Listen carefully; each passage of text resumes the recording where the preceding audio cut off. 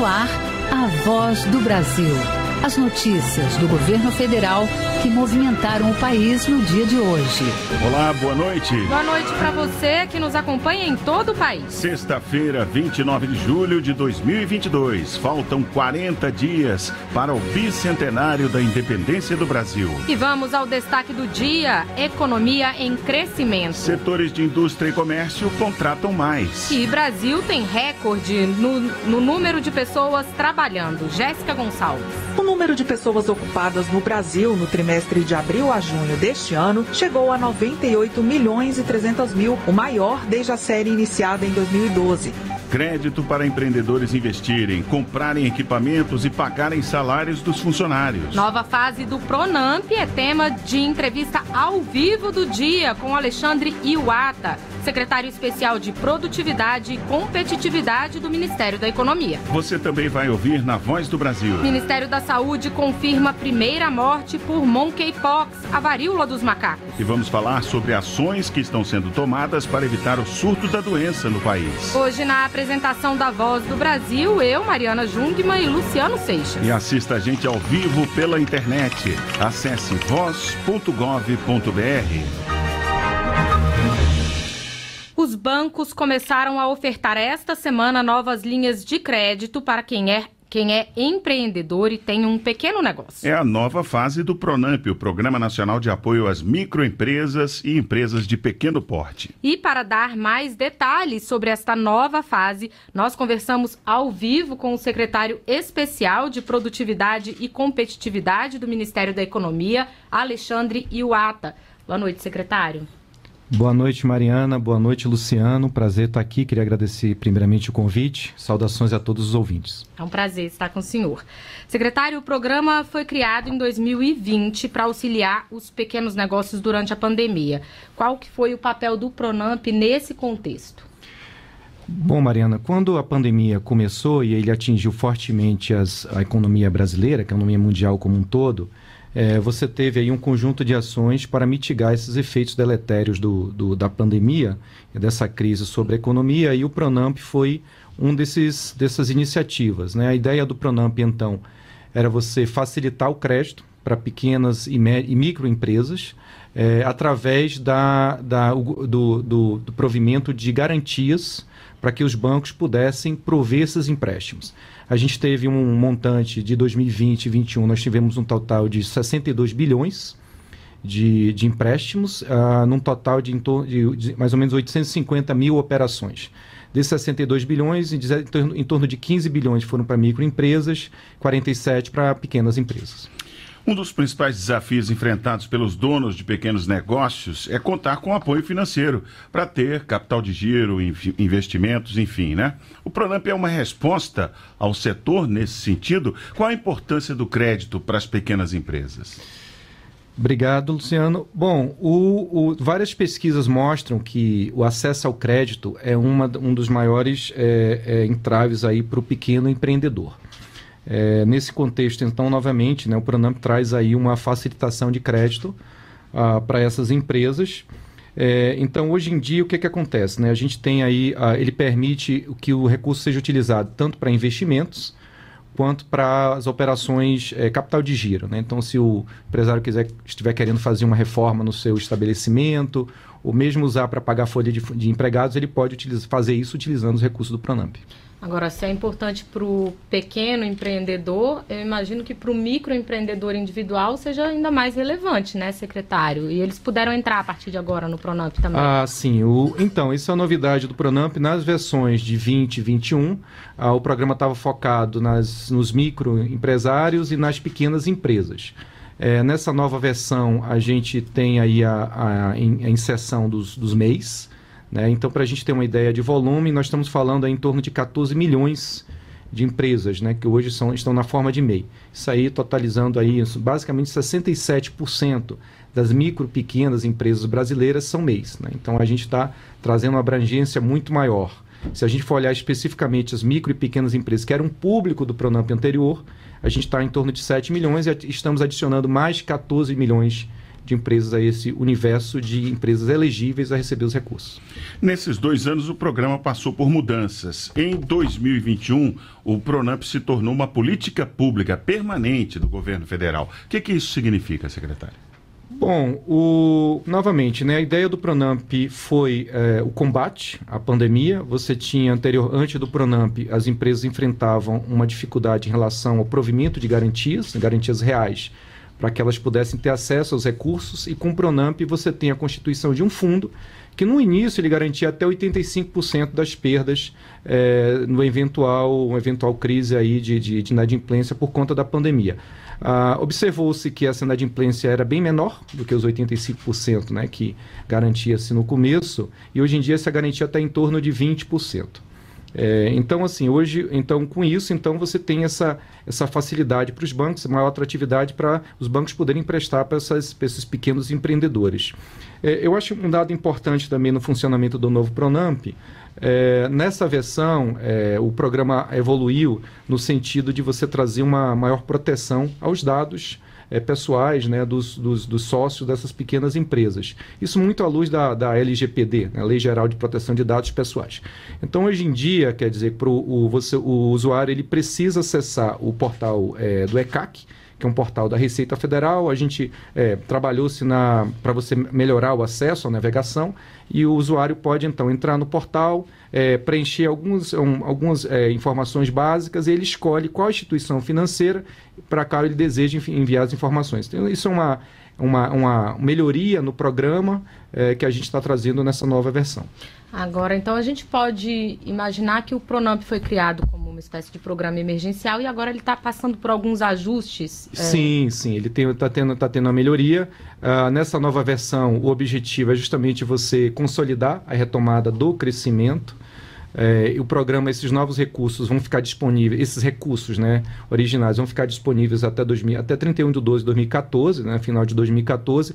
São recursos que já tinham sido inseridos nesse fundo garantidor, só que aí com a revolvência dos pagamentos, né, os pagamentos que forem sendo feitos dos empréstimos feitos anteriormente, eles vão poder ser reutilizados para garantia de novos financiamentos. E qual é a expectativa de volume de empréstimos contratados pelo programa? Nessa versão, a expectativa é mais ou menos em torno de 50 a 60 bilhões. Essa aí é a nossa estimativa. Até ontem, né, o quarto dia, o programa começou esta semana, começou exatamente na segunda-feira, dia 25. Até ontem a gente já teve em torno de 56, 57 mil operações, né, 56, 57 mil empresas sendo contempladas, num total de recursos de quase 6 bilhões. Tá? Então, mas até 2024, espera-se que sejam emprestados em torno de 50 a 60 bilhões. Estamos conversando com Alexandre Iuata, secretário de Competitividade e Produtividade do Ministério da Economia. Secretário, normalmente, quando se fala em financiamento, em empréstimo, existe uma contrapartida por parte das empresas junto aos bancos. Como é que funcionam essas regras no caso do Pronamp?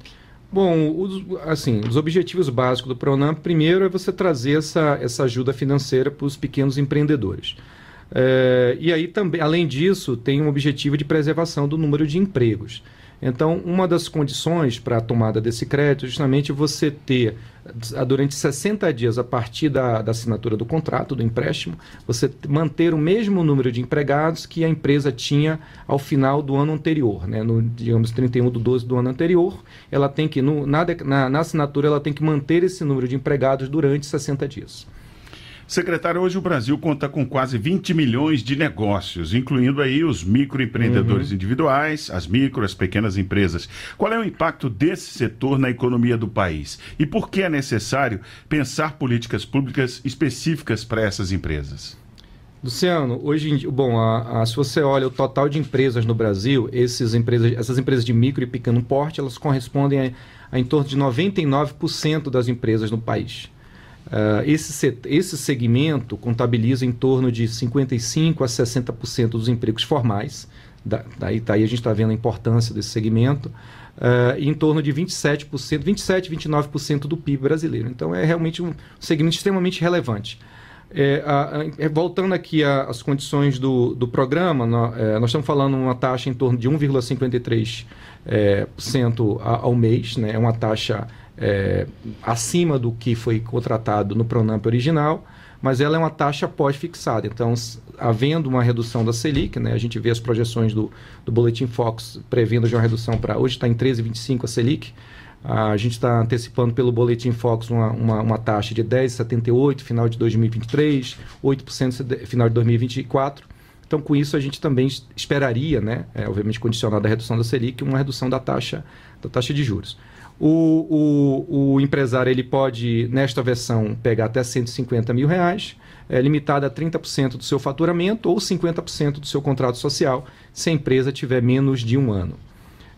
Que mais? Em relação às políticas para as micro e pequenas empresas, dada a importância desse setor, né, a gente vê essa política de crédito como parte de um pacote maior. Então, você tem aí várias ações para reduzir, por exemplo, a facilitação, né, o tempo de abertura de empresas. Alguns anos atrás, para abrir uma empresa, demorava-se quase 6 dias, né, em média. Hoje em dia, o tempo de abertura tem em torno de 1 dia e 7 horas. Né? Então, realmente foi uma redução muito grande, sendo que em torno de 60% a 61% das empresas são abertas em menos de 1 dia. Então, acho que esse é um dado muito importante.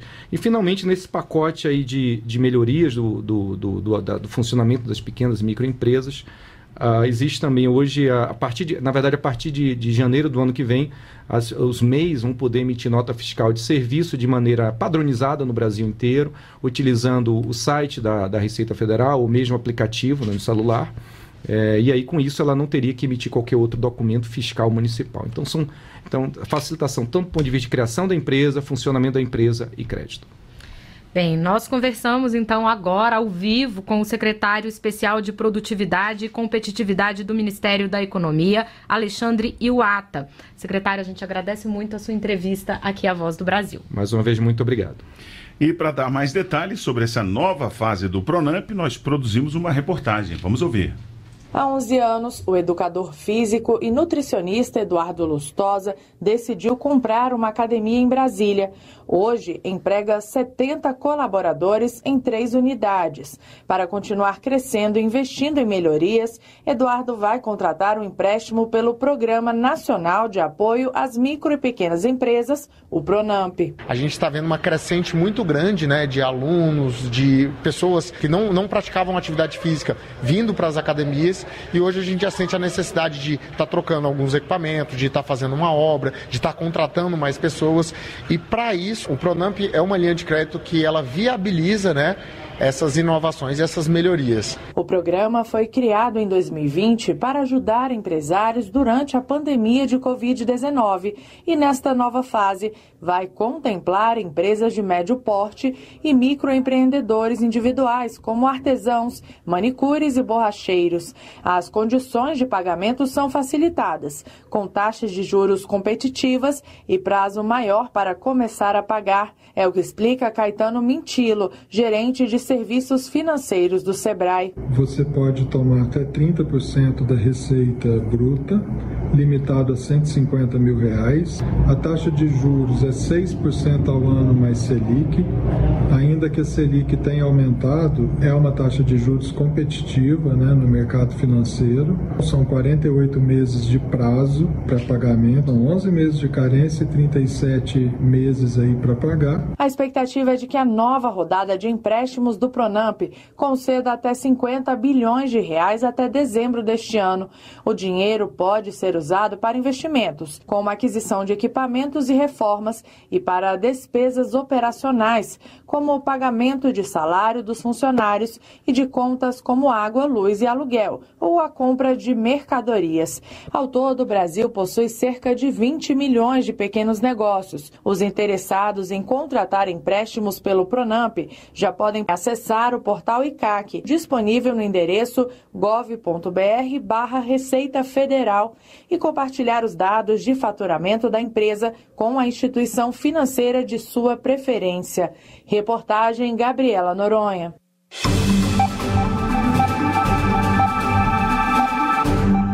mais brasileiros trabalhando. O número de pessoas ocupadas no país é de mais de 98 milhões, um recorde. Setores como indústria, administração pública e educação puxaram esse crescimento. A taxa de desocupação do segundo trimestre recuou e foi de 9,3%. O menor percentual para um trimestre encerrado em junho desde 2015. Os dados foram divulgados hoje pelo IBGE.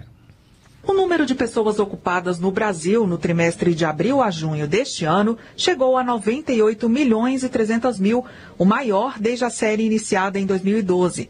A alta foi de 3,1% em relação ao primeiro trimestre.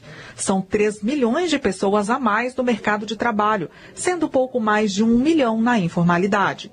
Já na comparação com o segundo trimestre do ano passado, o número de ocupados cresceu quase 10%, segundo a coordenadora de pesquisas por amostra de domicílios do Instituto Brasileiro de Geografia e Estatística, IBGE, Adriana Berengui.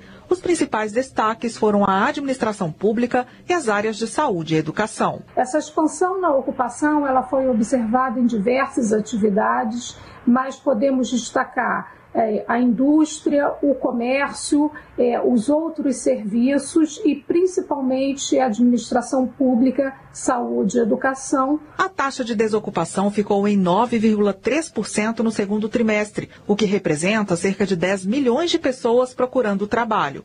Uma queda de 1,8% em relação ao primeiro trimestre. É o menor patamar para o período desde 2015. Em números absolutos, a população desocupada diminuiu 15,6% no segundo trimestre. Isso representa quase 2 milhões de pessoas a menos em busca de emprego no país. Para o economista José Luiz Pagnussá, o resultado das últimas pesquisas mostra uma tendência de recuperação econômica. A economia está tendo um ritmo de crescimento, mais consistente. Quando esses setores começam a gerar mais emprego, significa que a gente está já num estágio de aceleração do crescimento, e claro, isso é altamente positivo para o país. Ainda de acordo com o IBGE, o número de empregados com carteira de trabalho assinada no setor privado, incluindo trabalhadores domésticos, foi de 35 milhões e 800 mil, uma alta de 2,6% em relação ao trimestre anterior. Já a taxa de informalidade permaneceu estável, em cerca de 40%. Reportagem Jéssica Gonçalves. Benefício por incapacidade temporária. O antigo auxílio-doença vai poder ser concedido sem perícia médica no INSS. Os detalhes daqui a pouco.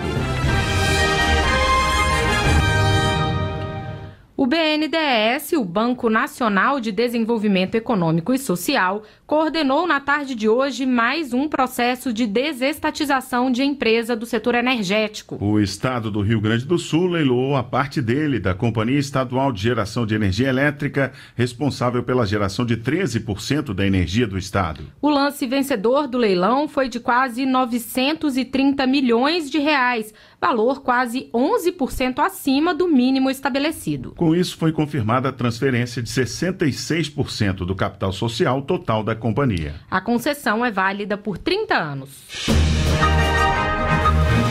A Caixa concluiu a distribuição de 13 bilhões e 200 milhões de reais do lucro do FGTS do ano passado. O valor foi distribuído entre os mais de 106 milhões de trabalhadores com carteira assinada que possuem conta no fundo. O pagamento foi finalizado pelo banco com mais de 30 dias de antecedência do prazo legal. A distribuição do lucro do FGTS entre os trabalhadores foi decidida na semana passada. O trabalhador pode consultar o valor creditado pelo aplicativo do FGTS.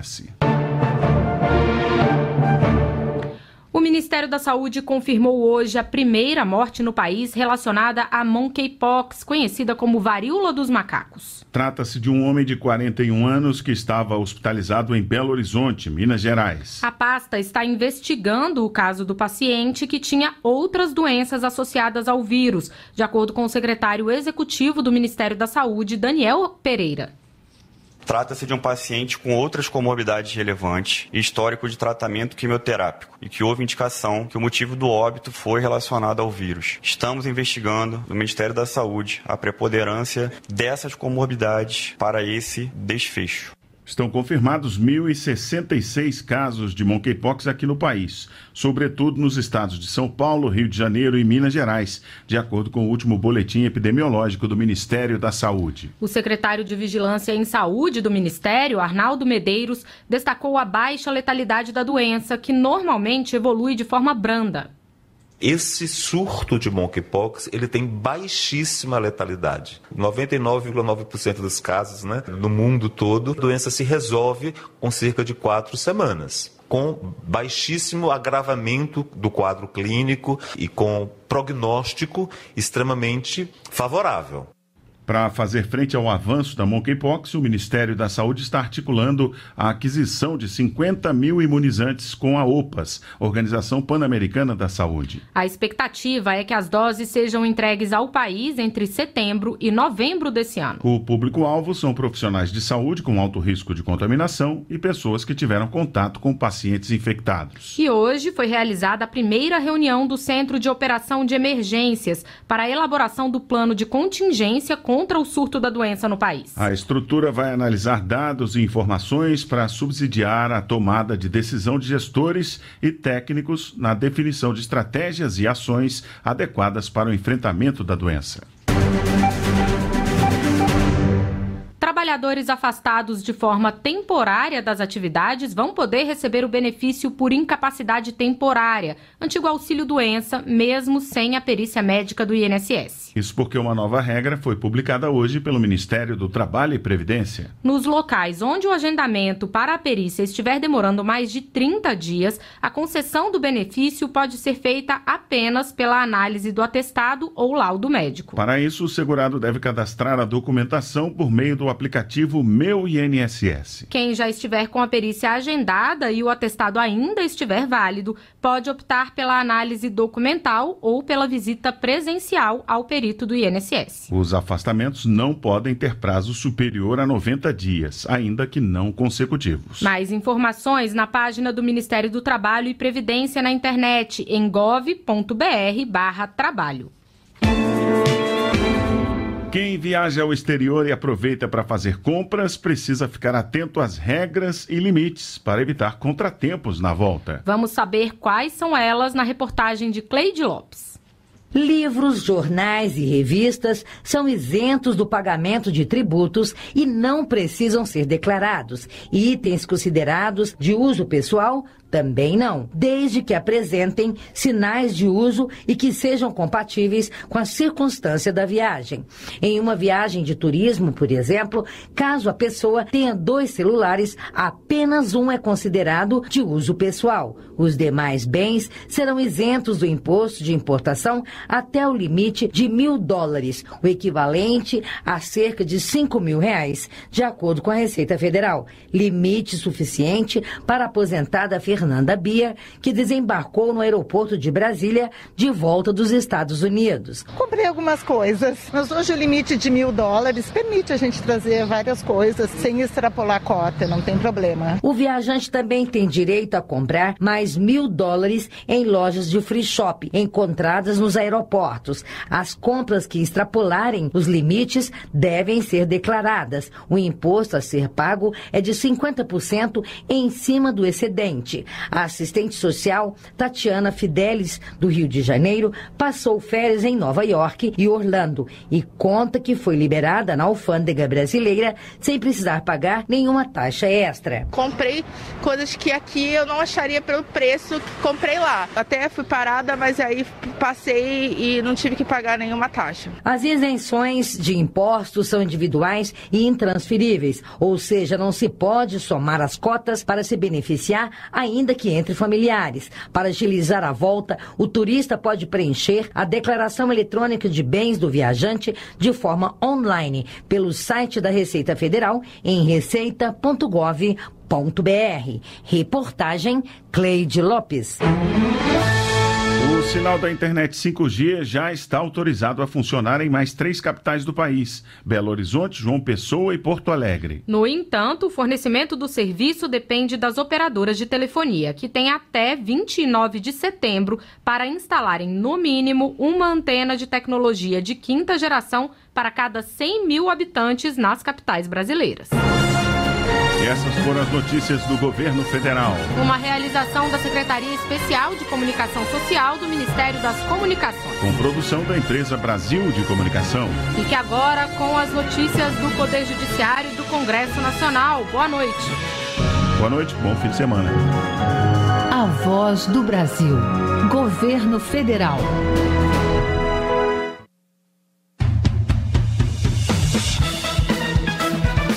Você vai ouvir agora notícias do Poder Judiciário. O presidente do Supremo suspende pagamento de parcelas de agosto da dívida pública de Alagoas. MPF recomenda que o WhatsApp adie a implementação de nova ferramenta no Brasil. O município goiano deve providenciar tratamento psiquiátrico a idoso com transtorno de acumulação. Boa noite, eu sou Ariana Fonseca. E eu sou Walter Lima.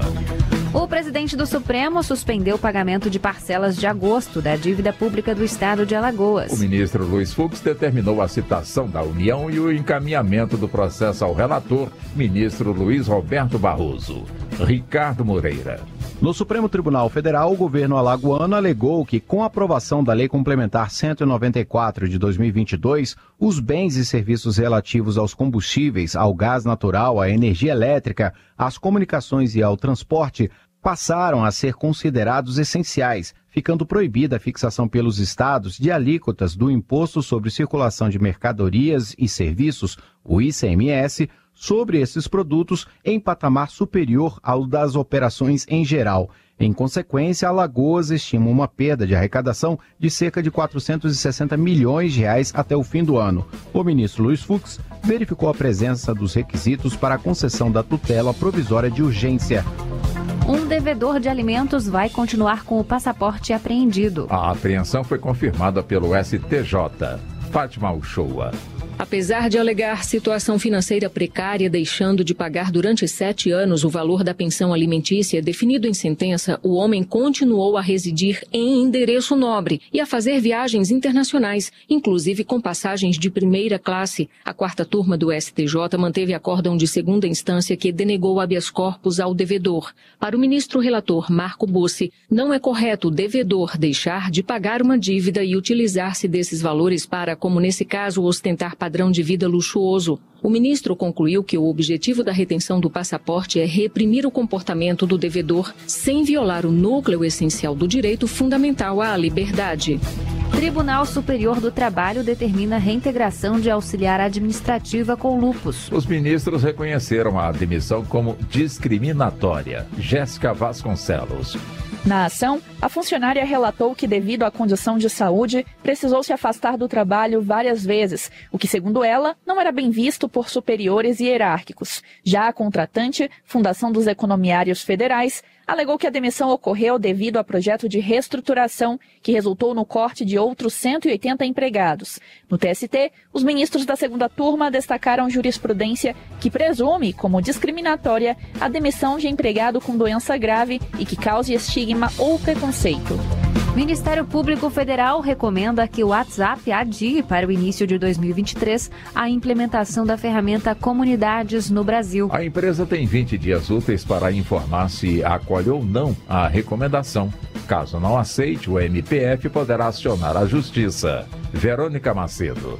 O WhatsApp Comunidades permitirá que grupos da plataforma sejam integrados em espaços de interesse comum. Ao emitir a recomendação, o Ministério Público Federal explicou que o adiamento tem o objetivo de evitar que a atual política de enfrentamento à desinformação da empresa seja alterada ainda este ano, em um momento no qual notícias falsas sobre o funcionamento das instituições e a integridade do sistema de votação brasileiro podem colocar em risco a estabilidade democrática do país.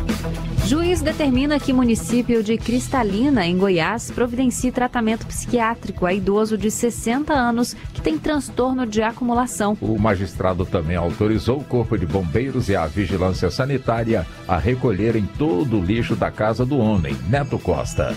De acordo com o processo, o idoso é acumulador há 6 anos e se alimenta do lixo. Atualmente, ele mora sozinho, já que a própria família saiu da casa em virtude do acúmulo. Para o juiz Tiago Inácio de Oliveira, da 2ª Vara Cível da comarca de Cristalina, em Goiás, o histórico de acumulação compulsiva ficou confirmado pelas imagens e até mesmo pelo relato do próprio idoso.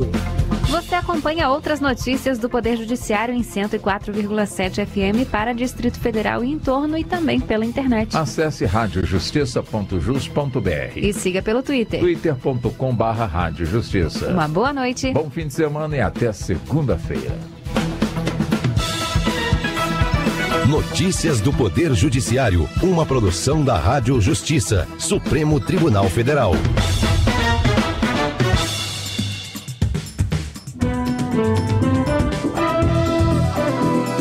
Está no ar o Jornal do Senado.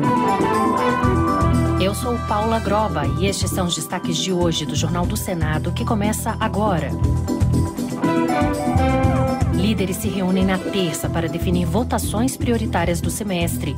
Corrida eleitoral e falta de acordo adiam votação da reforma tributária para 2023. Cidade Gaúcha recebe título por solidariedade dos moradores.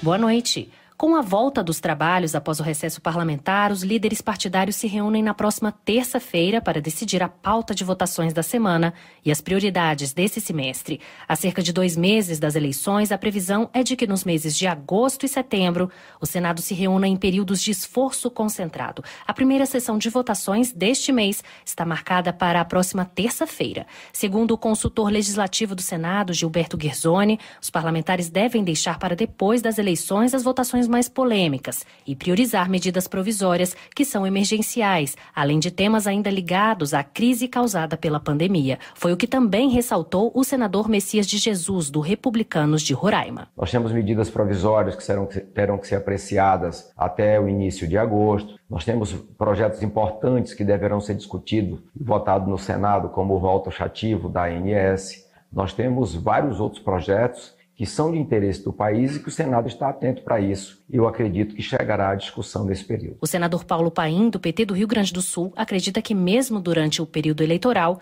o Senado pode votar propostas para reduzir a fome e promover a distribuição de renda. O Senado pode muito bem pautar, por exemplo, o projeto 315 de 2015, que trata da taxação das grandes fortunas. O país pode arrecadar mais de 100 bilhões de reais por ano com esse projeto. Dinheiro que dá para combater a fome e a miséria. E deputados e senadores devem votar nos próximos dias a medida provisória que muda para o dia 7 de cada mês a data do pagamento de empregados domésticos e melhorias no programa de simplificação do microcrédito digital, o chamado Sim Digital. As normas já estão em vigor, mas precisam ser votadas até o dia 7 de agosto para não perderem a validade. Repórter Bruno Lourenço. Editada em março deste ano, a medida provisória que faz correções no Sim Digital precisa ser votada até o dia 7 de agosto para continuar valendo. Aprovado pelo Congresso Nacional, o programa de simplificação do microcrédito digital foi elogiado pelo senador Wellington Fagundes, do PL de Mato Grosso. O que nós estamos fazendo aqui é facilitar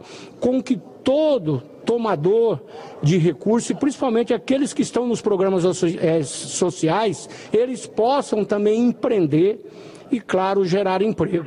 Porque hoje a maioria dos empregos gerados no Brasil é através da micro e pequena empresa. E aqui mais do que nada, mais do que tudo até, né? Na verdade é mais do que tudo, né? Nós estamos estimulando o microempreendedor. A MP também altera a legislação relativa ao trabalho doméstico. Ela fixa o dia 7 e não mais o 5º dia útil do mês como data para pagamento de empregados domésticos e determina que a quitação dos encargos dos empregadores em relação ao FGTS, Previdência e Seguridade Social deve ser feita até o dia 20 de cada mês. Para também não perder a validade, o Congresso deve analisar até o dia 7 de agosto a medida provisória que autoriza regras trabalhistas diferenciadas e o pagamento de benefício emergencial em situações de calamidade pública, como a pandemia. A medida provisória admite o corte ou a suspensão de jornadas e salários de trabalhadores a critério do empregador em situações de calamidade pública. Também permite a alteração do regime de trabalho de presencial para remoto, antecipação de férias, concessão de férias coletivas, antecipação de feriados, criação de banco de horas e adiamento do recolhimento do FGTS. A MP ainda assegura a continuidade do Programa Emergencial de Manutenção do Emprego e da Renda, o chamado BEM, criado na pandemia da Covid, sempre que houver uma nova situação de calamidade pública. Com o período eleitoral no segundo semestre, a votação da reforma tributária vai ficar para o ano que vem. Parte dos senadores aponta a falta de acordo que deve ser buscado na próxima legislatura. Mas, para o relator, a reforma não avançou por beneficiar os pobres. A reportagem é de Marcela Cunha. As tentativas de votar a reforma tributária no Senado no primeiro semestre não avançaram e, com a pauta do segundo semestre comprometida pela corrida eleitoral em outubro, a votação das mudanças na sistemática de cobrança de impostos ficará mesmo para 2023. Para o senador Omar Aziz, do PSD do Amazonas, o adiamento é necessário para que os novos senadores eleitos possam colocar em prática os acordos firmados. Quando você remete a leis complementares futuramente, você não tem a garantia que o ano que vem, com uma nova casa, com novos membros, você vai votar alguma coisa. Então, qualquer acordo que você fizer hoje, ele não vale para o ano que vem. É preciso a gente começar a votar a reforma tributária e o mesmo Congresso que vota essa reforma tributária se compromete a votar as leis complementares. A PEC 110 unifica diversos tributos em um imposto sobre valor agregado, que será dual, com uma parcela federal e outra local. A unificação de impostos tem como vantagem a simplicidade na cobrança, a diminuição da incidência sobre o consumo e uniformidade da cobrança em todo o país. Mas há críticas, especialmente sobre o aumento excessivo da carga tributária durante o período de transição dos regimes e para os prestadores de serviço. O senador Roberto Rocha, do PTB do Maranhão, já fez 5 versões do relatório. Ele defende que, por ter foco no consumo, as mudanças vão beneficiar a maioria da população, sobretudo a mais pobre. Para Roberto Rocha, esse é o motivo de tanta resistência à proposta. Nós não podemos conviver num país onde quem tem um anel de brilhante paga 12% de imposto e quem tem um mototáxi paga mais de 30%. Então é evidente que tem prejuízo para os pobres esse sistema atual. Mas percebe-se que é uma luta em vão, porque há movimentos de lobby poderosíssimos, não é de pobre. Eu quero que vocês me digam aqui agora qual é o pobre que sai prejudicado com essa matéria. Segundo especialistas ouvidos pela Comissão Senado do Futuro, o modelo de cobrança eletrônica de impostos previsto na PEC poderia levar o Brasil a crescer até 9% ao ano. Também está em discussão o projeto de reforma do imposto de renda, atualmente na Comissão de Assuntos Econômicos. Foi sancionada uma lei que nomeia a cidade gaúcha de Esteio como a capital nacional da solidariedade. O título se deve pela característica marcante de ajuda mútua entre os moradores. A reportagem é de Carol Teixeira. A honraria é um reconhecimento a todos os moradores que não medem esforços para ajudar o próximo em situações de calamidade. O município, nos últimos anos, enfrentou enchentes que resultaram em destruição de infraestrutura e afetaram drasticamente a economia da região. O projeto de lei foi apresentado pelo deputado federal Jerônimo Gergen, do PP do Rio Grande do Sul. O relator no Senado, Lazier Martins, do Podemos do Rio Grande do Sul, destacou a importância de ajudar o próximo. A solidariedade do povo esteiense é uma característica permanente de seus cidadãos, potencializada em momentos nos quais a cidade passa por maiores dificuldades. A concessão do título de Capital Nacional da Solidariedade será uma justa homenagem não só à comunidade, mas também a todos aqueles que dedicam um pouco de suas vidas à promoção do bem comum. Para o senador Lazier Martins, a concessão do título à cidade é uma homenagem a todos aqueles que se dedicaram à promoção do bem comum.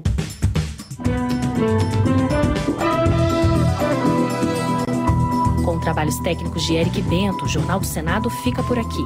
Acompanhe agora as notícias do Tribunal de Contas da União e da Câmara dos Deputados. Boa noite e um bom fim de semana.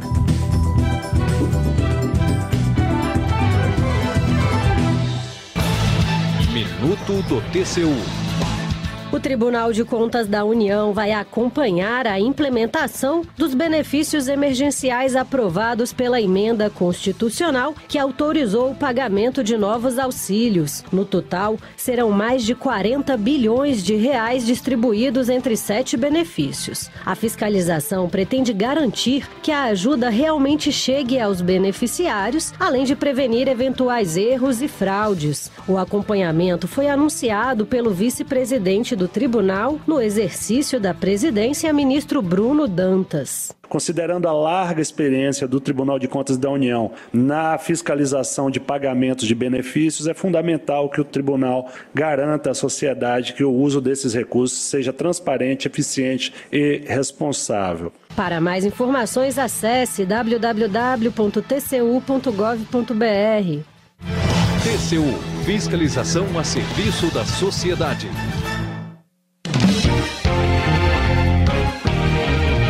Jornal Câmara dos Deputados.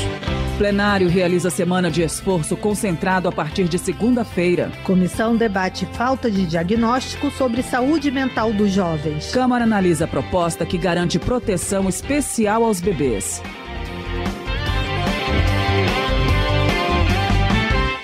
Boa noite. A Câmara analisa a proposta que prevê 1.000 dias de proteção especial do bebê. O projeto é polêmico porque garante a proteção desde a gestação, o que dividiu opiniões em debate na primeira comissão por onde tramitou. O repórter José Carlos Oliveira explica o motivo das discussões em torno da proposta. A Comissão de Defesa dos Direitos da Mulher da Câmara dos Deputados aprovou a proposta que garante proteção especial aos bebês desde a gestação até 2 anos de idade. Nesse período, gestante e bebê atendidos na rede pública de saúde têm direito a acompanhamento pré-natal, serviço médico pediátrico e orientações sobre aleitamento, alimentação saudável, vacinação, hábitos de higiene, carinho e atenção com a criança. O texto original do deputado Leile Prevost, do União do Paraná, ganhou novos detalhes apresentados pelo relator, o deputado Diego Garcia, do Republicanos do Paraná. Ele incluiu prioridade para as famílias em situação de vulnerabilidade social e orientações às mães quanto à saúde física e emocional.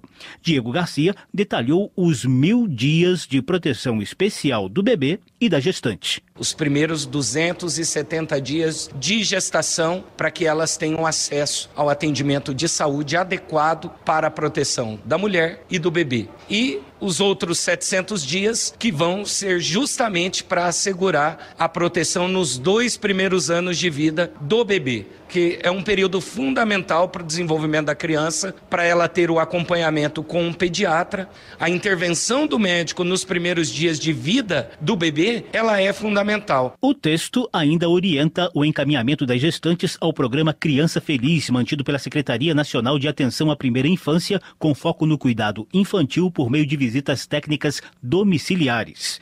A aprovação na Comissão da Mulher foi precedida de debates e polêmicas. Para a deputada Vivi Reis, do PSOL do Pará, a proposta de 1.000 dias de proteção especial, contados a partir da gestação, faz parte da estratégia conservadora de impedir as 3 possibilidades de aborto legal no Brasil, nos casos de estupro, risco de morte da gestante e feto anencéfalo. Quando se fala sobre esse 1.000 dias, considerando a partir da concepção, nós estamos excluindo os casos já previsto por lei e que são direito da mulher. Nós tivemos recentemente um caso alarmante sobre uma menina de 11 anos que lhe foi negado o direito ao aborto. Queriam obrigar uma criança a seguir com uma gestação indesejada, fruto de um estupro. Então nós não podemos permitir que essa violência siga no nosso país. Vivi Reis também reclamou de recente obstrução dos partidos conservadores à proposta da deputada Sâmia Bonfim, do PSOL de São Paulo, de ampliação de divulgação dos direitos relacionados à saúde saúde das gestantes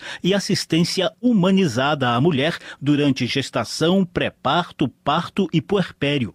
Sâmia alertou que a proposta de 1.000 dias de proteção especial aos bebês está sendo apresentada sem previsão orçamentária para implementá-la e em quadro de falhas na atual estrutura de atendimento pré-natal. Isso aqui é demagogia barata. É para instituir uma ideia de que a vida começa na concepção. E isso é um absurdo, porque nem a ciência, nem as religiões, nem a filosofia chegou no consenso sobre isso. O deputado Diego Garcia rebateu. Pesquisadores da área de neurobiologia indicam que o feto recebe estímulos que são essenciais para o seu desenvolvimento na vida adulta. A política pública assegura a proteção nos primeiros 1.000 dias que se iniciam no período de gestação da mulher. A proposta que prevê 1.000 dias de proteção especial a bebês e gestantes ainda será analisada nas comissões de Seguridade Social, de Finanças e Tributação e de Constituição e Justiça. Da Rádio Câmara de Brasília, José Carlos Oliveira. Saúde. A Comissão de Educação ouviu com preocupação que jovens brasileiros estão ficando sem diagnósticos para problemas de saúde mental. A repórter Silvia Munhato acompanhou a audiência. Pesquisas recentes mostram que cerca de 80% dos casos de saúde mental entre jovens de 15 a 29 anos no país ficam sem diagnóstico e, portanto, sem tratamento. Para os especialistas ouvidos pela Comissão de Educação da Câmara, é preciso entender que as consequências deste problema são prejudiciais para a vida das pessoas e para o país, pois há um aumento da evasão escolar. Matias Mregen, pesquisador do Instituto de Estudos para Políticas de Saúde, diz que a depressão em jovens de 18 a 24 anos aumentou de 5,6% em 2013 para 11,1% em 2019. E o problema atinge mais as mulheres e pessoas de menor renda. Também Laura Boeira, diretora executiva do Instituto Veredas, citou pesquisa de 2021 que mostra que 36% dos jovens avaliavam seu estado emocional como ruim ou péssimo naquele momento, em plena pandemia da Covid-19. Segundo ela, a faixa etária entre 25 e 29 anos era a mais afetada. A pandemia, segundo Carolina Campos, diretora executiva da consultoria Vozes da Educação, realmente agravou a situação, até porque vários jovens perderam um ou mais cuidadores. Hoje a gente entra na escola e a gente não sabe dizer se aquele aluno tem uma mãe viva, um pai vivo por causa da Covid. A gente não sabe.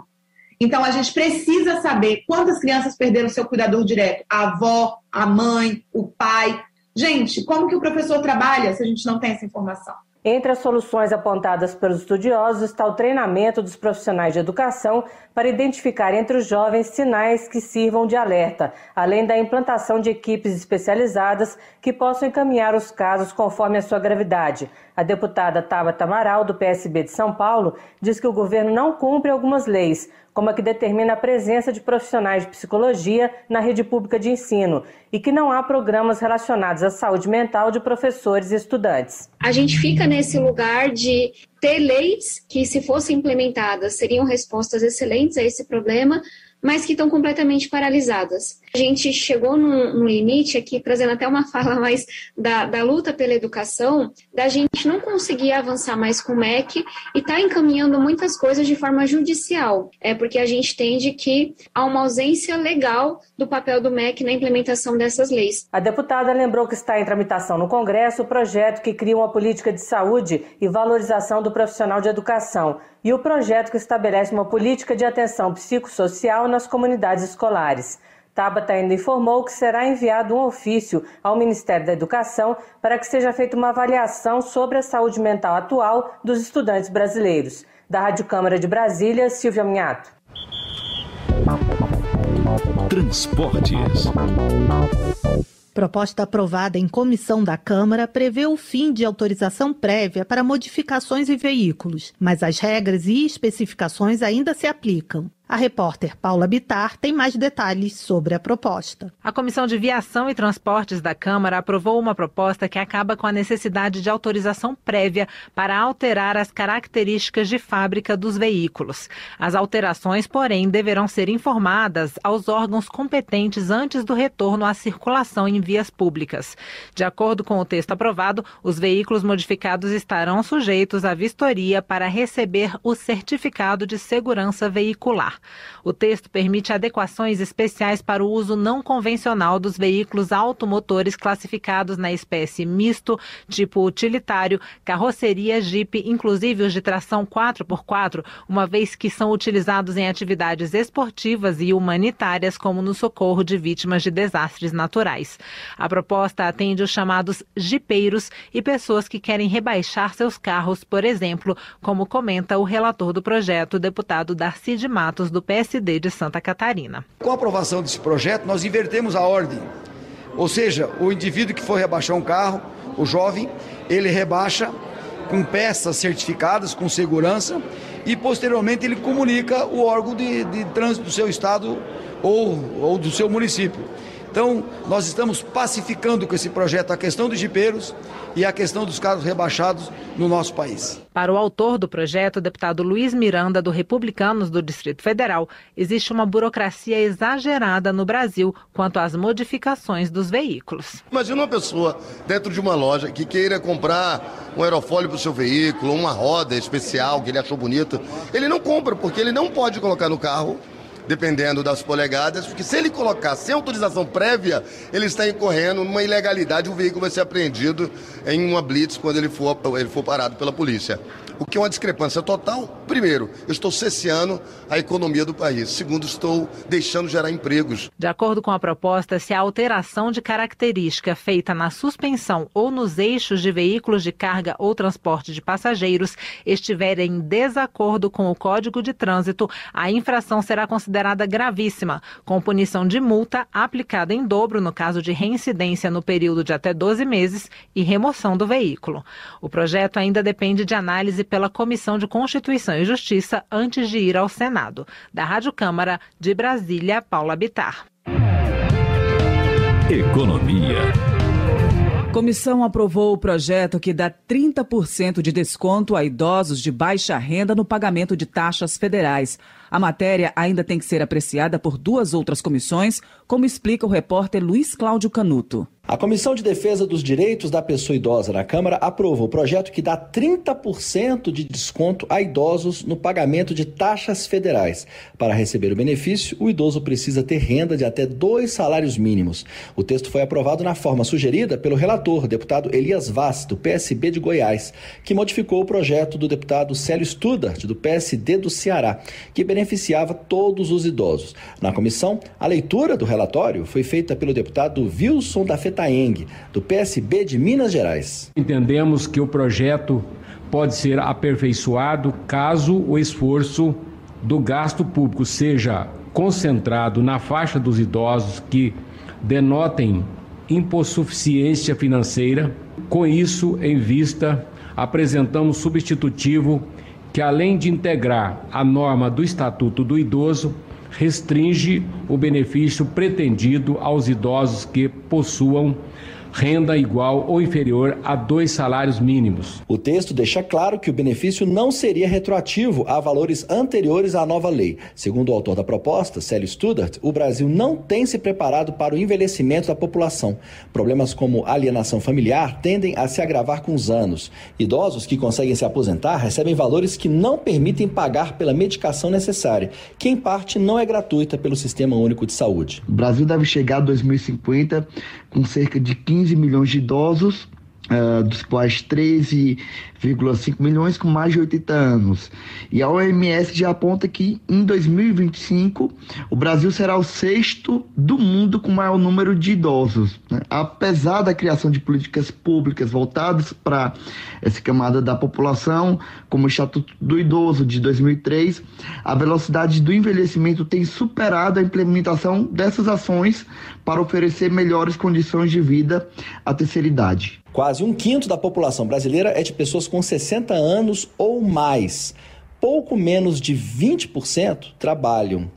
85% moram com outras pessoas. 21% moram com estudante, ou seja, não tem renda além da própria aposentadoria.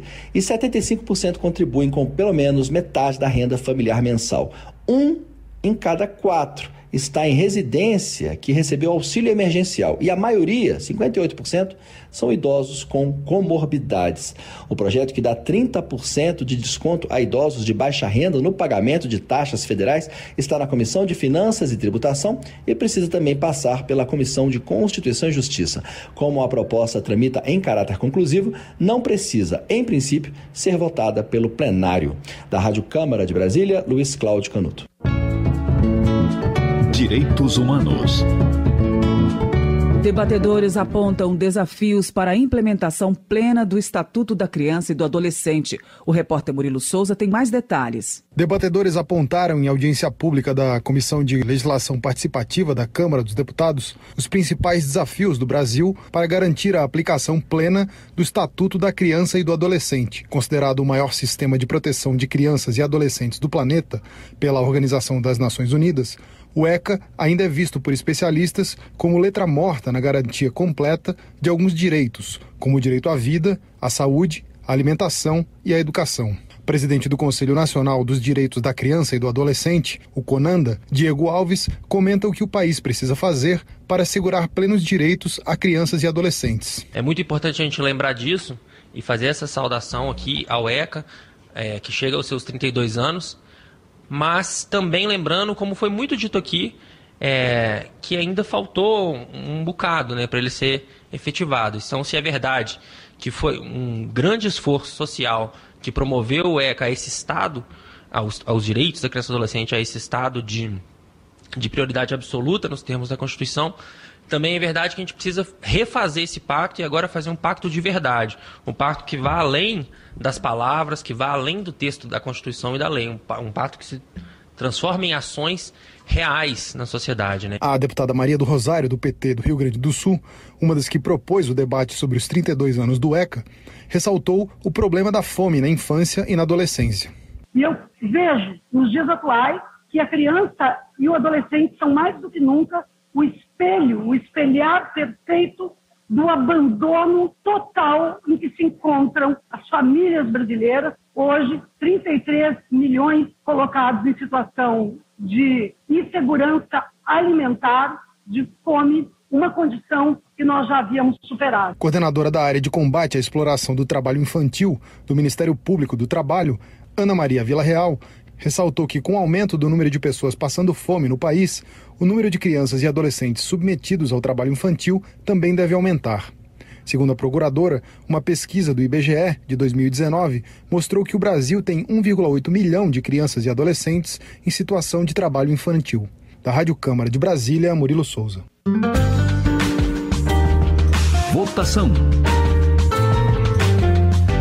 O plenário da Câmara tem pauta com medidas provisórias para as votações da próxima semana. Ouça os detalhes na matéria de Cid Queiroz. O presidente da Câmara, deputado Arthur Lira, anunciou 2 semanas de esforço concentrado no plenário antes das eleições. Na primeira semana de agosto, estão previstas as votações de medidas provisórias e do projeto que trata do rol taxativo da ANS sobre a cobertura dos planos de saúde. Muitas matérias nós temos que resolver ainda antes das eleições e o esforço concentrado de agosto e de setembro será uma oportunidade de 5 dias para que essa casa termine com a sua obrigação constitucional antes do pleito que se aproxima. 3 medidas provisórias vencem ainda na primeira semana de agosto. A MP que regulamenta o teletrabalho e muda regras do auxílio alimentação.